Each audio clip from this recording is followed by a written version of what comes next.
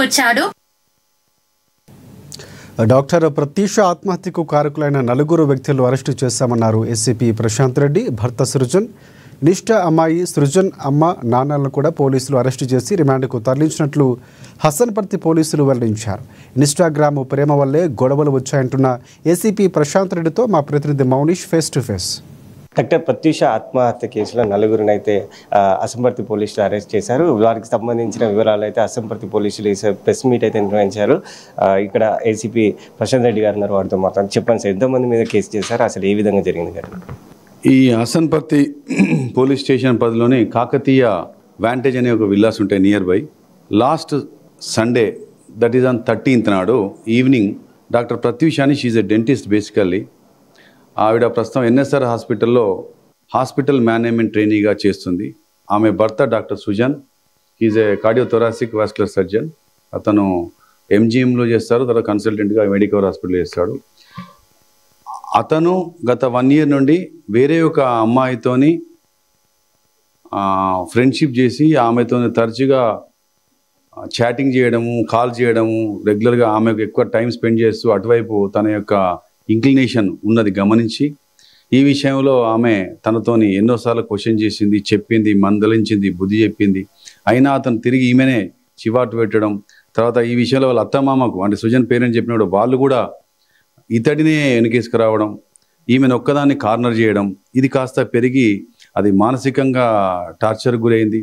తర్వాత వాళ్ళ యొక్క మాటలు, సూటిపోటి మాటలు, వేధింపులు, దీంతో పెరిగి తను ఒంటరి అయిపోయి చివరికి మొన్న తను ఊరేసుకొని చనిపోవడం జరిగింది. ఇందులో 4 మీద డిసీజ్డ్ పేరెంట్స్ 4 మీద కంప్లైంట్ ఇవ్వడం జరిగింది. ఆ 4లో Srujan and parents and Srujan పరిచయం ఉన్న ఆమె అతని యొక్క స్నేహితురాలు, ఈ 4ని అదుపులో తీసుకొని ఈరోజు అరెస్ట్ చేసి న్యాయస్థానంలో హాజరుపరుస్తున్నారు. ప్రత్యూష పేరెంట్స్ చెప్తున్నారు ఒంటిపైన గాయాలు ఉన్నాయి, ఇది హత్య చేశారంటున్నారు, దానికి ఏమన్నా సమయం? సహజంగా పేరెంట్స్ అనుకుంటారు, కానీ ఇన్వెస్టిగేషన్లో అది కాదని తేలింది. ఇది ఎందుకంటే ఇది ఆమె చేసుకున్న తర్వాత డోరు కంప్లీట్గా ఇన్సైడ్ బోల్ట్ చేసుకున్నాక పక్కింటి వాళ్ళు వాళ్ళ హెల్ప్ తీసుకుంటే పక్కింటి వాళ్ళు వచ్చేసి వాళ్ళు అందరూ కలిసి తలుపును బలంగా ఎంత రాకపోతే బలంగా తన్ని తలుపును బ్రేక్ చేసి ఓపెన్ చేసిన తర్వాత ఆ అమ్మాయి వేలాడుతున్న అమ్మాయిని బయట కిందికి దించేసిన తర్వాత సిపిఆర్ అంటే మళ్ళీ రీసెర్చ్ చేసి ఆమెను బతికేయడం కోసం అక్కడ వీళ్ళు అంతా కలిసి అమ్మాయిని బతికించడం కోసం విపరీతంగా ఆమెను హార్ట్ను మళ్ళీ రివైవ్ చేయడం కోసం ప్రయత్నం చేశారు తప్ప ఇంజరీస్ అంటూ ఏం రాలేదు. అండ్ వీ హ్యావ్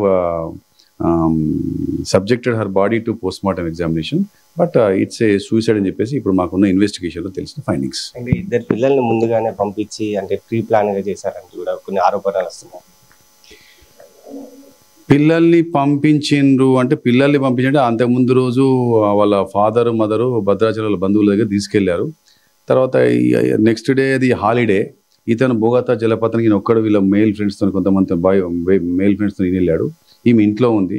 ఇది మనం అనుకుంటాం పిల్లల్ని పంపించి ప్రిపరేషన్ కోసం చేశారని చెప్పి రకరకాలు అనుకుంటాం, కానీ వీళ్ళిద్దరి మధ్య మాత్రం గొడవలు జరుగుతున్నాయి.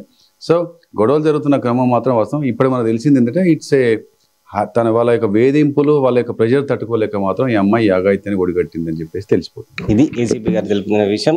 ఇది ఇలాంటి చర్యలకైతే పాల్పడొద్దని, ఏదైనా ఉంటే సామరస్యంగా పరిష్కరించుకోవాలంటూ ఏసీపీ